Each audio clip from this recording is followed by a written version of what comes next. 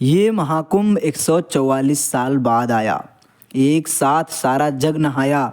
कुंभ की महिमा अपरंपार, जो नहाए उतरे पार।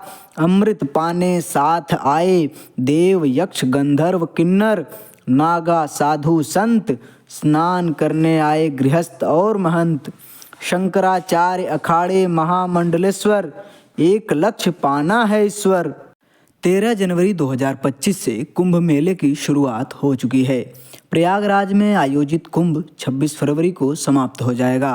पौराणिक मान्यताओं में कुंभ स्नान को विशेष महत्व है, क्योंकि माना जाता है कि व्यक्ति कुंभ स्नान करता है उसे जीवन मृत्यु के बंधन से मुक्ति मिल जाती है, वो मोक्ष की प्राप्ति करता है।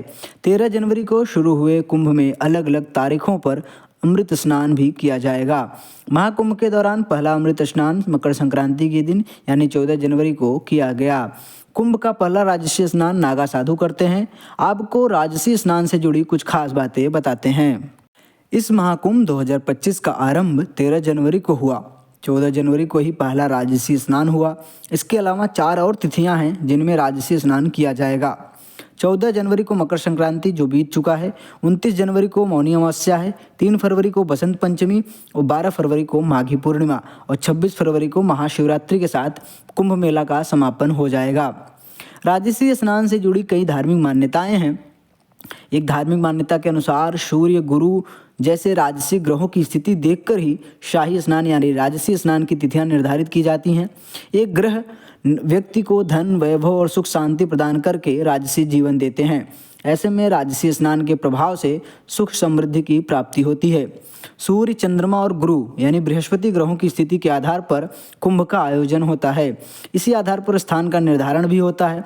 कुंभ मेले का आयोजन 4 स्थानों प्रयागराज, हरिद्वार, नासिक और उज्जैन में होता है। कुंभ 4 तरह के होते हैं: कुंभ, अर्धकुंभ, पूर्ण कुंभ और महाकुंभ। कुंभ 12 साल में एक बार 4 जगहों पर आयोजित होता है। हरिद्वार, नासिक, उज्जैन और प्रयागराज में बारी बारी से आयोजित होता है। अर्धकुंभ का आयोजन सिर्फ प्रयागराज और हरिद्वार में होता है। इन दोनों जगहों पर 6 साल में एक बार अर्धकुंभ का आयोजन होता है।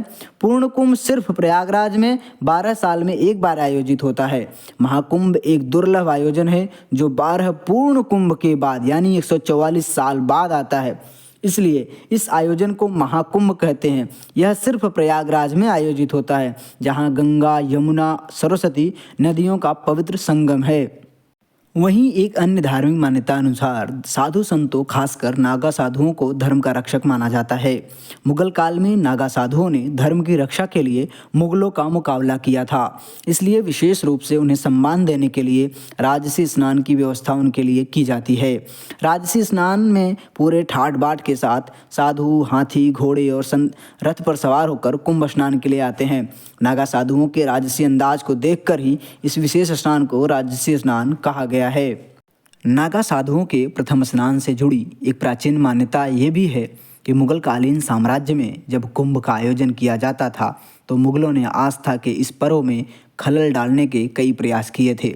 साथ ही हिंदुओं पर अत्याचार किए और यहाँ तक कि श्रद्धालुओं की बेरहमी से हत्याएं भी कर दी थी। तब धर्म की रक्षा के लिए नागा साधु अपनी तपस्या छोड़कर मुगल सेना से टकराए थे। तब नागा साधुओं ने अपने अस्त्रों का प्रयोग भी किया था। इस मुठभेड़ में कई नागा साधुओं ने अपना बलिदान भी दिया था।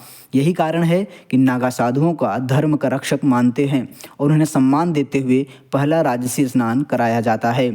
हिमालय में रहने वाले नागा साधु और साधु संत शारीरिक मोह माया त्याग कर ईश्वर की भक्ति में लीन रहते हैं।